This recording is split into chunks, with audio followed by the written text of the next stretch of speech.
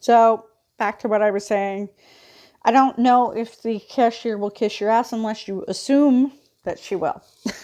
Anyway, it's not about getting your way exactly 24 hours a day, 7 days a week, but you can really seed your world and seed a more positive, happy, fulfilling, whatever you want in life. I used to be depressed and anxious. And can I tell you that I do not see the world in that same way because I changed my internal dialogue. I reprogrammed myself. I reprogrammed how I saw the world.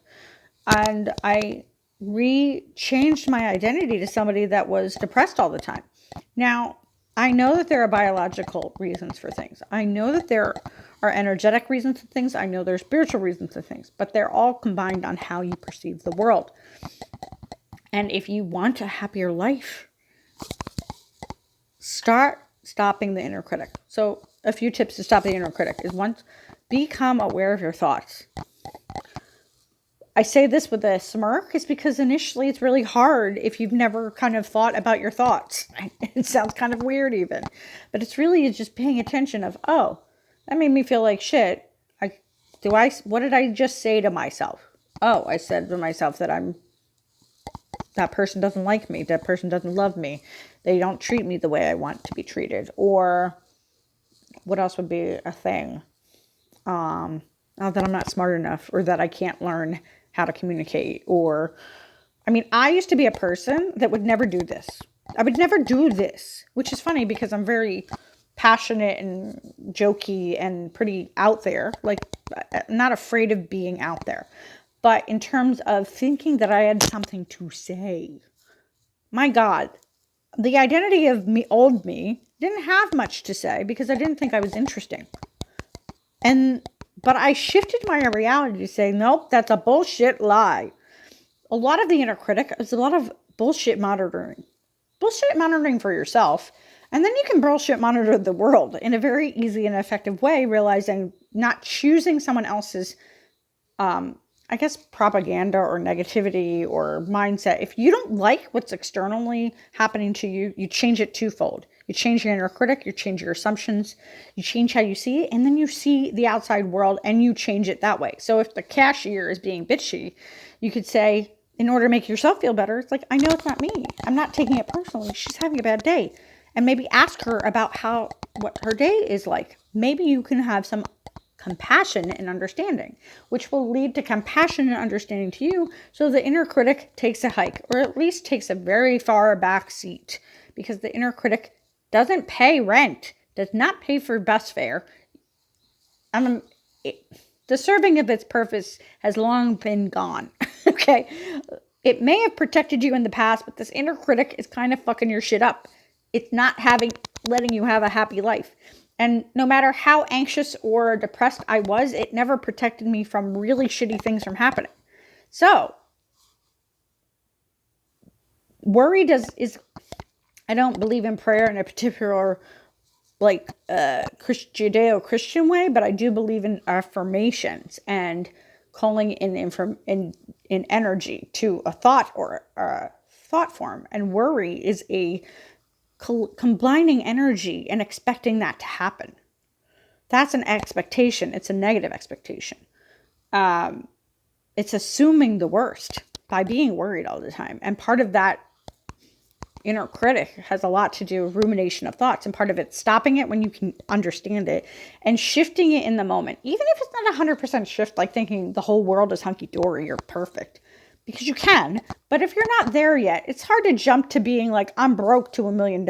It's just a little bit harder. Does it mean it's impossible? No, because anything is possible. But let's get your brain on board, because it's already fighting against itself. So might as well get it shifting it better. Like, okay, for example, stopping your inner critic is, okay, I take note of that. Thank you for your advisement. And that's it. It's not like a derogatory, fuck you, brain, but it's basically saying, I thank you for the advisement. I'm doing this anyway. Like I'm calling a friend whom I haven't talked to in a while. Or I'm calling the love of my life, even though I'm scared shitless. Or it doesn't even have to be a phone call. You know what I mean? Like, I'm going to a party even though I get uncomfortable. Thank you for the advisement that I'm going to look like an idiot. I'm okay with looking like an idiot. Whatever you need to do to talk yourself off a ledge so the inner critic doesn't have power over you. The inner critic shouldn't be running your life, because basically when your inner critic has the reins, you basically get a lot of shit. You don't feel good about yourself. You don't trust yourself. You feel overwhelmed. You're not happy. You don't see the world as a possibility of everything that you ever want to do, be, or have is at your reach, is in your power and in control when your inner critic is the one in charge.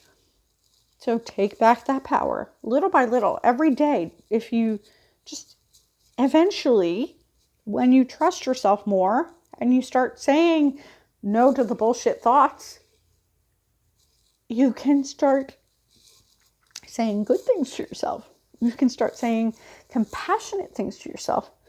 Holy shit, when you start doing that, you're going to be like, oh, I like the world and I like myself, and oh, I didn't mean to do that to you. But I was excited. So I hope you're excited too. This is Jen Hart. Jen Hart Be Awesome. I'm a mindset and manifestation coach. If you want to learn more on how to work with me one-on-one, you can comment below or send me a message at jenhartbeawesome@gmail.com, and I will chat with you on how you can work with me more. What else? Stop the inner critic as quickly as possible in little ways. Eventually, once you have that chatter a little less, you'll start to notice other things and how you're sabotaging yourself accidentally. And we'll talk about that in another video. So be excited.